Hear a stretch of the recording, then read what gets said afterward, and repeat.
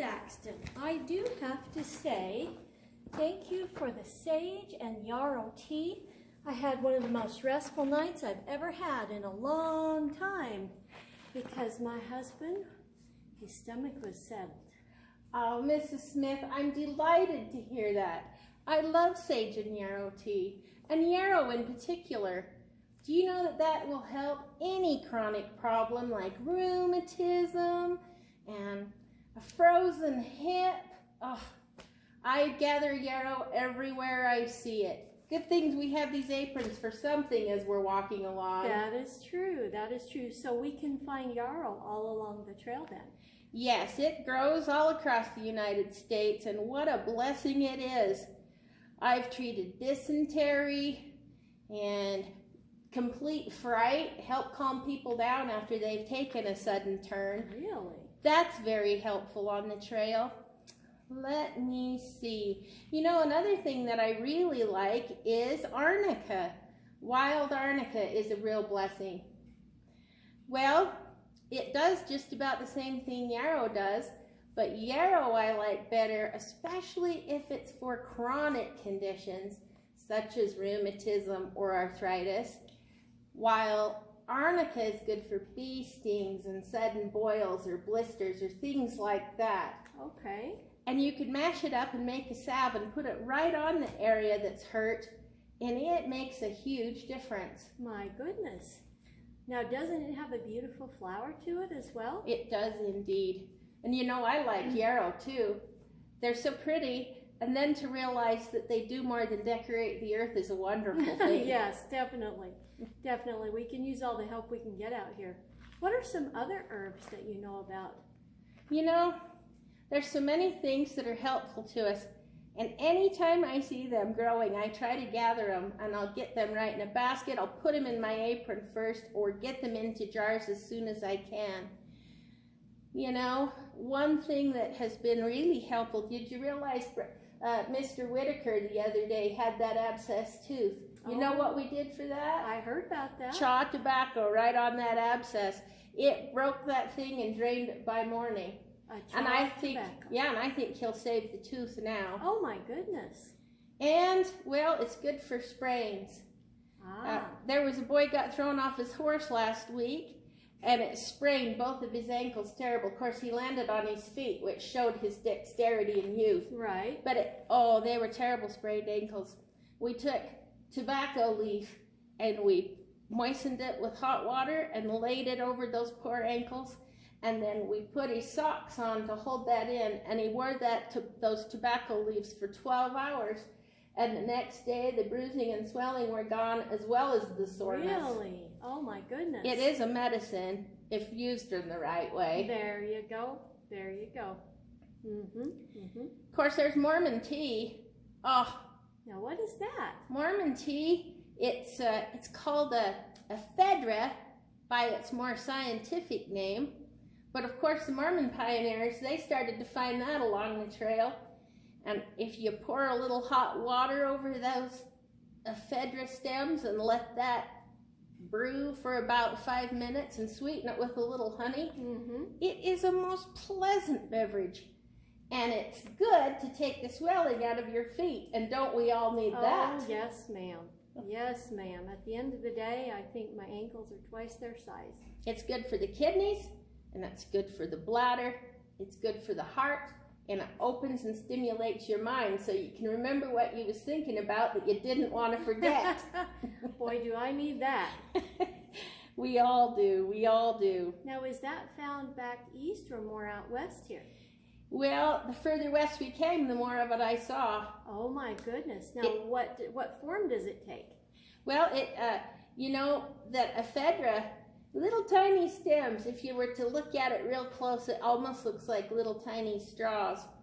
It's best as a tea, and it's found in these high mountain deserts especially. It has other nicknames like desert tea, which tells you where that grows, and Brigham tea, of course, another reference to the Mormon pioneers.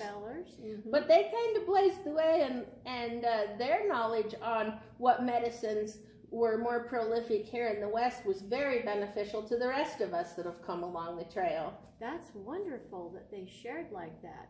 Yes, I think so too. And of course, horse mint. I love horse mint. Now, what does it do? If you've got somebody that's got kind of a weak heart or dropsy, that will stimulate that heart so that ticker stays strong. That's important. We have a lot of hair-raising experiences coming across this nation. That we do. We need to be able to settle ourselves down. Exactly.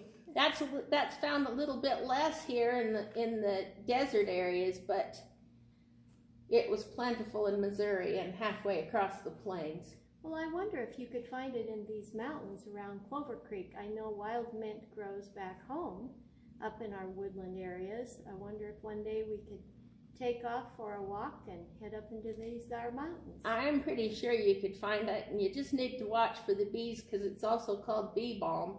Oh, yes. Okay. They'll be buzzing around. They'll be happy to show us right where it There is. you go. There you go. And if one of those bees happen to sting us while harvesting, we'll look for the arnica and quickly put that on our bites and our stings. There I you had go. a little gal get bit with a hornet right on her eyelid, and it swallowed it shut in less than a minute's time.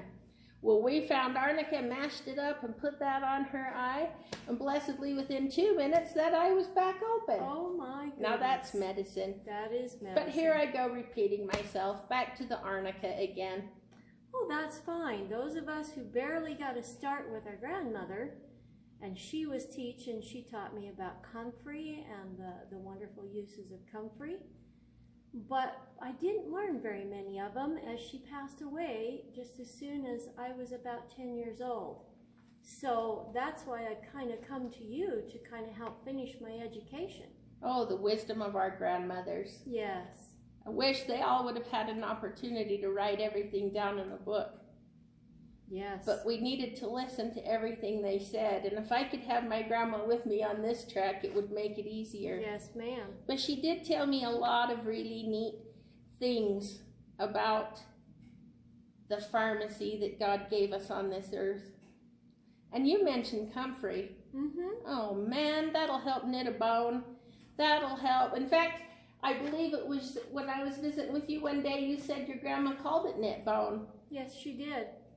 But you know, it's amazing what that does for women's complaints.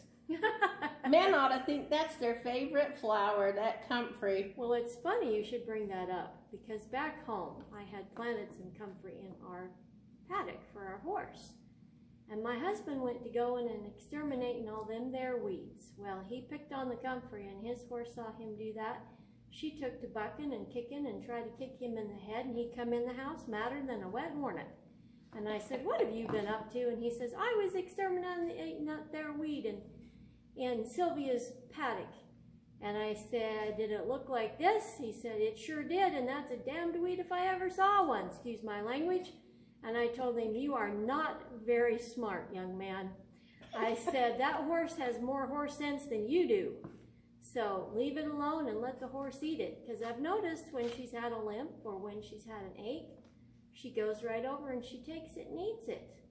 So there's something to that comfrey. There certainly is, and horse sense indeed. Sometimes if we follow the animals as they graze across the plains, we'll be led to all kinds of neat things Really? we might not have even known about. Oh, really? They're smarter than we are to what's poisonous and what's helpful, you know that. That's true. But most every plant has a use. You just have to be smart enough to figure out what its best form is. Is it best mixed with a little tree sap to form a salve? Is it best in a cup of hot tea? Or just as a poultice? Mm-hmm.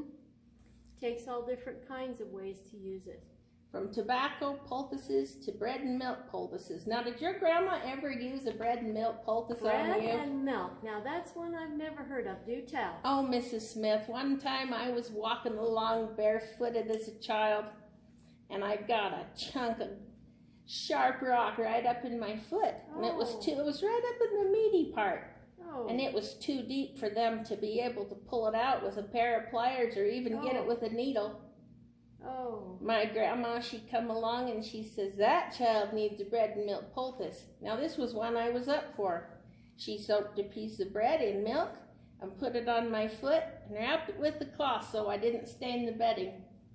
And come morning, that helped draw that piece of sharp rock right to the surface, and my folks was able to pull it out. Oh my goodness. It's an amazing thing. It's also good for ingrown toenails. Really? Mm-hmm. Oh, I declare goodness. it is. My It goodness. is. I've so enjoyed visiting with you, Mrs. I've Smith. enjoyed visiting Now, with you as anytime well. you have a question or I can be any service, I have to tell you, I'm like the rolling apothecary around here. Well, I definitely think we'll see a lot more of each other by the time we get to Oregon. I think so too, and we'll be good friends. We'll never forget these experiences. Exactly, and we'll have to do similar to our grandmothers, but we'll write it down. We will. Yes, by the time I finally get in my rocking chair in a real house, I'm going to get my quill out and I'm going to write. There you go. Well, you have a nice evening, and we'll see you later. Thanks Thanks for your time. We'll see you. Give my regards to Mr. Smith. I will.